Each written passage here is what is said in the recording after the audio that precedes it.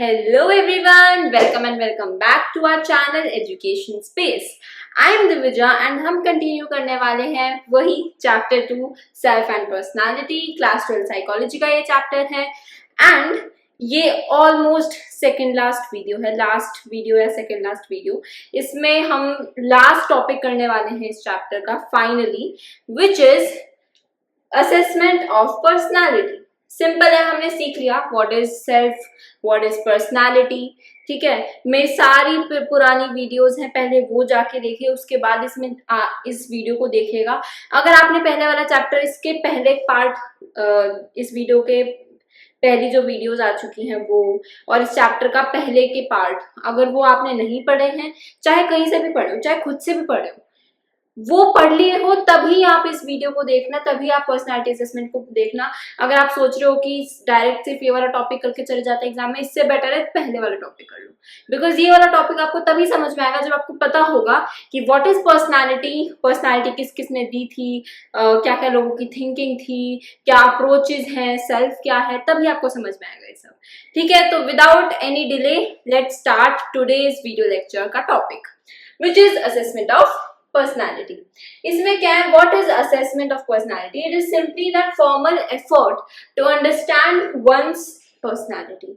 किसी भी इंडिविजुअल की पर्सनालिटी को अंडरस्टैंड करने के लिए जब हम फॉर्मली एफर्ट करते हैं, मेजर करने की कोशिश करते हैं, उसे हम कहते हैं असेसमेंट ऑफ पर्सनालिटी। सिंपल।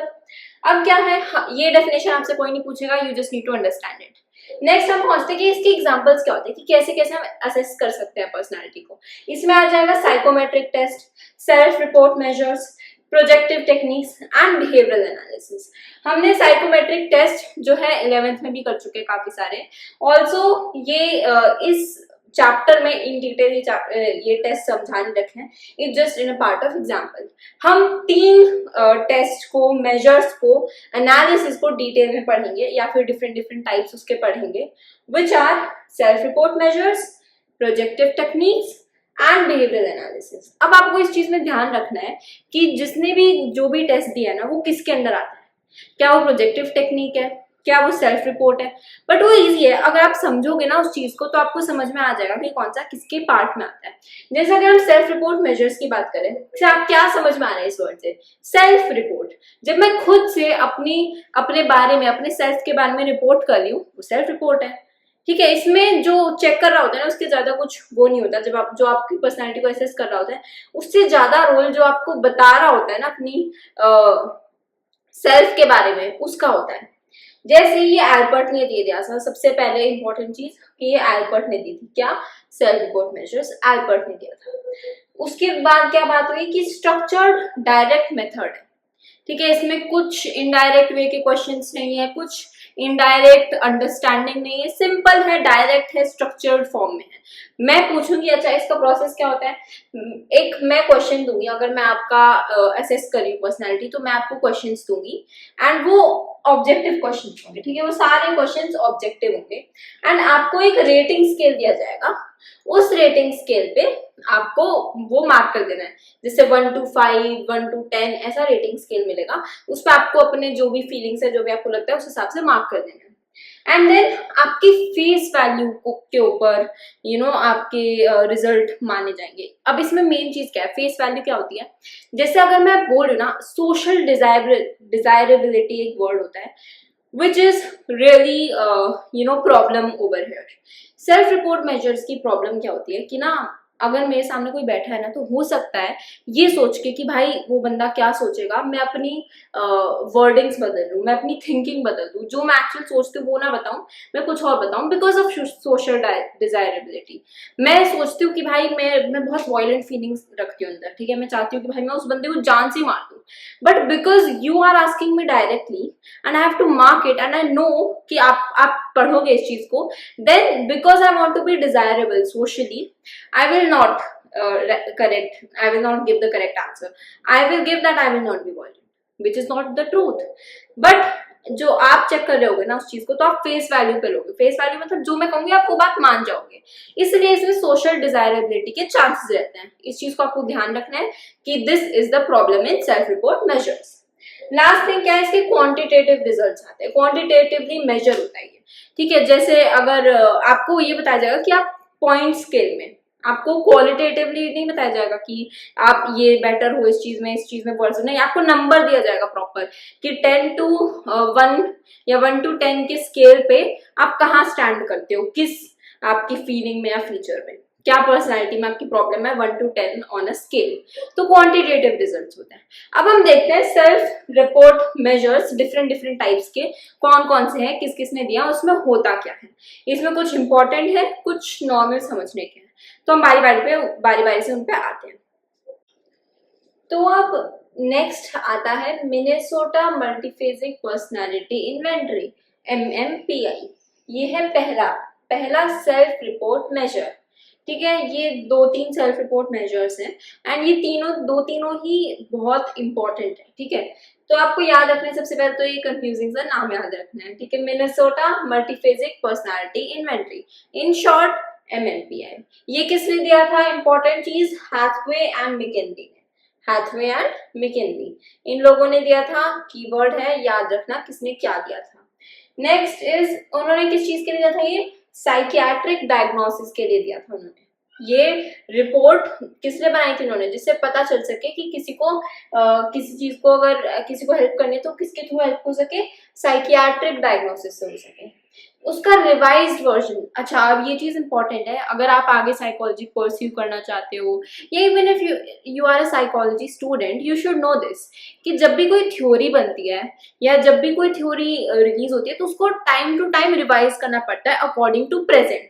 ऐसा नहीं है कि 1970 में एक एक्सेप्टेड थ्योरी बन गई एंड हम उसे आज तक चला रहे, नहीं। हालांकि हो सकता है कि उस टाइम पे वो एक्सेप्टेड हो और वो सही हो उस टाइम के लिए, बट जरूरी नहीं कि वो इस टाइम के लिए भी सही हो। जरूरी नहीं, क्या पॉसिबल ही नहीं है ये कि 1970 की कोई थ्योरी इस टाइम पे चलती हो, क्योंकि बहुत सारे चेंजेस होते हैं सोशली, कल्चरली। पहले मोबाइल नहीं था, मोबाइल आ गया, मोबाइल भी पर्सनैलिटी को बहुत चेंज करता है। तो ऐसे हर चीज में चेंजेस आते रहते हैं, इसलिए टाइम टू टाइम एक थ्योरी, अगर आपकी कोई थ्योरी है तो उसको आपको रिवाइज, अगर कोई टेस्ट है तो उसको आपको रिवाइज करना पड़ेगा। हर चीज को रिवाइज करना पड़ता है इन साइकोलॉजिकल फील्ड। सो इसका रिवाइज वर्जन है MMPI 2, सिंपल। इसमें, अच्छा दिस इज इंपॉर्टेंट थिंग, इसमें 567 स्टेटमेंट्स हैं, यानी 567 क्वेश्चंस हैं जिसका आंसर आपको ट्रू फॉल्स में देना है। सिंपल, ये वर्ड याद रखना, 567 आ सकता है क्वेश्चन में। This is a 2 marker question और even become a 3 marker question where the board can ask you explain MMPI। ठीक है, तो उसमें आपको फुल फॉर्म याद होनी चाहिए, किसने दिया था, होता क्या है इसमें। नेक्स्ट थिंग इज कि इसके सब स्केल्स होते हैं, 10 सब स्केल्स हैं, जो मतलब क्या अलग अलग टाइप्स हैं, अलग अलग टाइप्स ऑफ क्वेश्चंस हैं जो डायग्नोस कर सकते हैं अलग अलग प्रॉब्लम्स। 10 प्रॉब्लम्स डायग्नोसिस हो सकती है, ये सारी आपको याद करनी है। स्पेलिंग वगैरह याद मत करो, क्योंकि मोस्टली जब भी ये आता है ना, आपको एक्सप्लेन करने में लिखने की जरूरत नहीं है, आप बस सब स्केल्स बता देना, उसमें कोई प्रॉब्लम नहीं है। बट MCQ में आ जाता है कि ये वाली प्रॉब्लम है, फॉर एग्जाम्पल हिस्टीरिया है किसी को, एंड सेल्फ रिपोर्ट मेजर में कौन सा टेस्ट हो सकता है जो हेल्प कर सकता है, तो उसमें आपको ये पता होना चाहिए कि वो MMPI में आता है, हिस्टीरिया।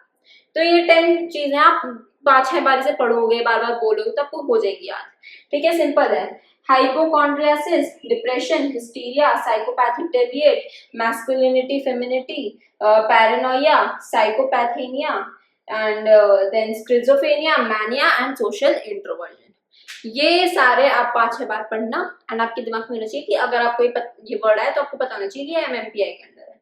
नेक्स्ट लास्ट पॉइंट इसका है कि इंडिया में इंडियन वर्जन, अब कल्चरली डिफरेंट होते हैं, तो वेस्ट में बनाया था इन्होंने, तो ये वेस्ट के कल्चर्स के अकॉर्डिंग, तो इंडियन कल्चर्स के अकॉर्डिंग MMPI बनाया है मालिक एंड जोशी ने। मालिक एंड जोशी ने जो बनाया वो है JMMPI, जिसको Jodhpur Minnesota Multiphasic Personality inventory कहते हैं। Simple, this was it. Next पे चलते हैं, जल्दी से इसे खत्म करते हैं। तो नेक्स्ट है, बड़ा छोटा सा टेस्ट है ये वाला, EPQ, आइजिंग्स पर्सनालिटी क्वेश्चनर। ये सिंपल है, इसमें नाम भी याद करने की जरूरत है क्योंकि वर्ड में ही नाम है आइजिंग। आइजिंग ने दिया था, आइजिंग हमने पहले भी डिस्कस कर चुका है, तो you know it's important. Another thing, it's very easy also, so 1-2 बार पढ़ने में कुछ हमारा नहीं जा रहा, बहुत ईजी है। आइजिंग ने 2 डायमेंशंस दी थी, पहला introverted extraverted, emotionally stable and emotionally unstable. ठीक है, इसने क्या कहा था 32 personality traits, this is important. किसने 32 पर्सनैलिटी ट्रेड्स दिए थे इन दोनों में, उसने असेस किया था विद दीज 32 पर्सनैलिटी ट्रेड्स। तो उसने दो डायमेंशन असेस किए थे, introverted, extroverted and emotionally stable unstable. उसके बाद उसने बाद में साइकोटिसिज्म डाल दिया। ये सारी चीज हमने पहले ही पढ़ चुकी है, 32 वाली चीज नहीं पढ़ी थी, सो रिमेंबर दैट। एंड इसमें क्या होता है साइकोटिसिज्म में, उसने क्या कहा, a person, what a person is like, first is feeling of apathy, यानी lack of feeling for others, apathy. And defiance of social conventions, conventions कुछ नहीं होता, conventions is norms, social norms का अगेंस्ट चलता है एंड दूसरे की तरफ फीलिंग नहीं है। उसने दूसरी चीज क्या कही, hostile, egocentric and anti social. ये वर्ड्स पहले भी आ चुके हैं, so remember these are important. ये पर्सन तब होगा इफ वो इस रेटिंग स्केल पे हाई होगा। मैंने इस वीडियो के स्टार्टिंग में ही बताया था कि जो भी सेल्फ रिपोर्ट मेजर्स होंगे वो रेटिंग स्केल पे मेजर्स होते हैं, ऑब्जेक्टिवली मेजर होते हैं, ठीक है। तो इसलिए रेटिंग स्केल पे जो भी हाई होगा इस टेस्ट में फॉर साइकोटिसिज्म, वो क्या होगा, hostile, egocentric and anti social. So ये था, ये बहुत इजी सा second questionnaire, second assessment in self report measures. अब हम थर्ड पे चलते हैं। So third and last question or test in self-report measures is 16 personality factor questionnaire, which is also called 16PF। ये रेमंड कटेल ने दिया था, ये हमने पहले भी पढ़ा था एक वीडियो लेक्चर में। क्या था, रिवाइज करो वो चीज, किसके अंडर आता है कटेल, ठीक है, किस टाइप के अप्रोच में आता है कटेल, उसने ये क्यों दिया था, ये सब हमने डिस्कस कर रखा है। याद करो, पिछले वीडियो लेक्चर में जाओ, उसे दोबारा रीड करो, जितनी बार रीड करोगे उतनी जल्दी याद होगा। तो 16PF कटेल ने दिया था, रेमंड कटेल ने। उसने डिक्लेरेटिव स्टेटमेंट्स दी थी, जैसे डिक्लेरेटिव स्टेटमेंट्स मतलब I am a doctor, I am writing, I am studying, ये डिक्लेरेटिव स्टेटमेंट्स होती हैं। एंड उसके ऑल्टरनेटिव सिचुएशंस दी गई थी, जो मेन सिचुएशन है जो उसने डिक्लेरेटिव स्टेटमेंट्स की फॉर्म में बताई, उसके ऑल्टरनेटिव सिचुएशंस दी गई थी, जिसमें सब्जेक्ट को रिस्पॉन्ड करना होता था by choosing from one of these alternative situations, ठीक है। उसके अलावा क्या था, ये it can be used, most important point in 16PF you have to remember कि हाई स्कूल के स्टूडेंट्स में यूज किया जाता है, ठीक है। हाई स्कूल स्टूडेंट्स जो है for them it is use. उसके बाद नेक्स्ट चीज क्या, अडल्ट्स के लिए भी यूज होता है, बट हाई स्कूल स्टूडेंट्स के लिए भी यूज हो सकता है। Second thing, career guidance, vocational exploration and occupational testing, ये दोनों इंपॉर्टेंट पॉइंट्स हैं, ये दोनों याद रखने हैं। इस साल नहीं तो शायद पिछले साल पक्का आया था ये क्वेश्चन कि अगर वोकेशनल गाइडिंग में अ person is Rita for example and उसको वोकेशनल गाइडेंस चाहिए, तो उसे कौन सा सेल्फ रिपोर्ट मेजर यूज करना चाहिए। तो your answer is 16PF questionnaire. ये याद रखना, ये दो इंपॉर्टेंट पॉइंट्स हैं, ये आएंगे पक्का, लिखवा लो, ठीक है। इसमें प्रॉब्लम्स क्या होती हैं, अब सारे सेल्फ रिपोर्ट मेजर्स हमारे इस बात पे खत्म हो जाते हैं। अब टोटल सेल्फ रिपोर्ट मेजर्स की प्रॉब्लम क्या होती है। पहली प्रॉब्लम मैंने आपको पहले ही बता चुकी है, which is social desirability. Second problem है एक्विजेंस। एक्विजेंस क्या होता है, जब आप वो सोशल डिजायरेबिलिटी टाइप्स का ही होता है, बस उसमें डिफरेंस क्या होता है, वो हर बात पे हाँ कहेगा, हर बात पे अफर्मेशन देगा क्लाइंट या फिर सब्जेक्ट। क्यों, वो जो भी आंसर होगा ना, जैसे अगर मैंने आपसे पूछा कि आपको ये पसंद है, हाँ, आपको ये नहीं पसंद, हाँ, आपको यहाँ पे जाना चाहते हो आप, हाँ, आप वहां पे जाना चाहते हो, हाँ, तो हर चीज का वो अफर्मेटिव आंसर देगा, हर चीज में वो यस करेगा, वो हर चीज में सपोर्ट करेगा, तो ये कहता है एक्विजेंस। ये था सेल्फ रिपोर्ट मेजर्स, ये थे 3 टाइप के सेल्फ रिपोर्ट मेजर्स। इसका प्रॉब्लम्स क्या है ये हमने डिस्कस कर चुकी है। अब नेक्स्ट वीडियो लेक्चर में हम पढ़ेंगे प्रोजेक्टिव टेक्निक्स। प्रोजेक्टिव टेक्निक्स जो है इससे थोड़ी लेंदी और कंफ्यूजिंग टाइप है, तो वो खुद से पढ़ने में इतना समझ में नहीं आती, ये थोड़े बहुत समझ में आ भी जाते तो वो नहीं आती, तो उसके लिए एक्सप्लेनेशन जरूरी है। तो stay tuned and watch that video lecture and all the best for your exams. Bye.